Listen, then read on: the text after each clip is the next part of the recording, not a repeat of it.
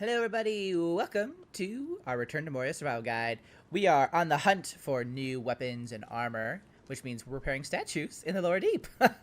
So we have our statue here. Today's episode is about the Belegost Boots, which are obviously the upgraded version of our Region boots, or Erebor boots rather.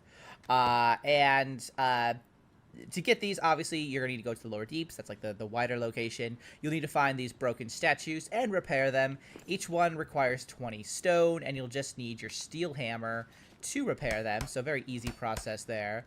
We'll see if the recipe drops for that. We got the ring mail. Okay. We'll need that too. But basically, it's kind of the process. There's a bunch of recipes for new weapons and armors in this area, so it'll take a little bit to get the one that you want specifically. So make sure you have a lot of stone, because you're probably going to end up repairing like most of the statues in here just to get the recipe that you want. Now the boots do have 2 recipe fragments, so you'll need to repair at least 2 statues. Like I said, probably more, because you're probably going to be getting like other recipe fragments instead of just the ones for the boots. But you'll need at least 2 fragments for that. But once you get it, you can make it. Now, the thing with these particular boots is that it does require an upgraded forge to make, which you get that when you repair the Great Forge of Belegost here in the lower deeps.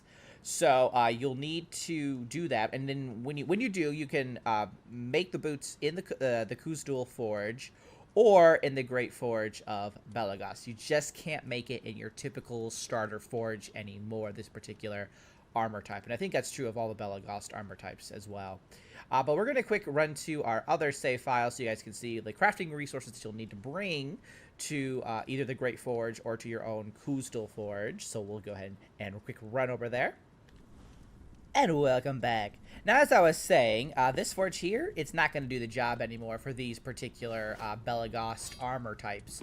Instead, you're going to need, if we go to our recipe list, the Kuzdul Forge or the Great Forge of Belegost, which is going to show up here. I unfortunately have not done that yet, so I can't show you the actual armor, but I can give you the ingredient lists, which if we are looking for the boots, they are right here. You will need 2 Shinor ingots, 2 leather, and then 4 Numenorian cloth, which these 2 are very easy to get.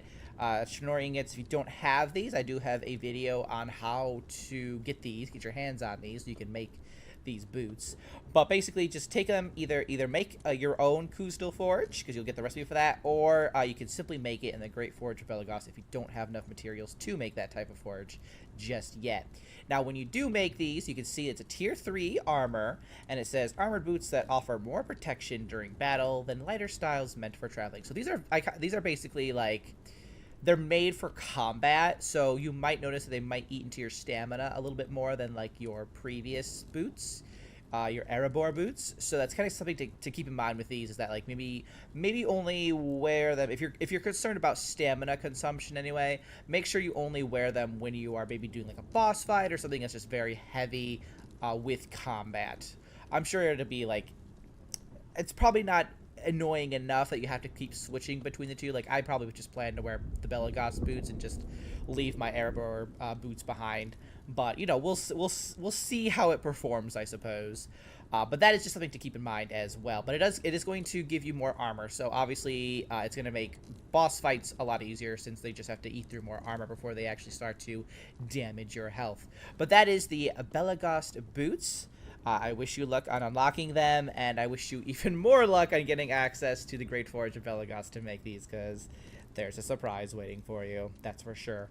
Thanks so much for watching, guys. I will see you in the next one. Until then, keep surviving and keep thriving.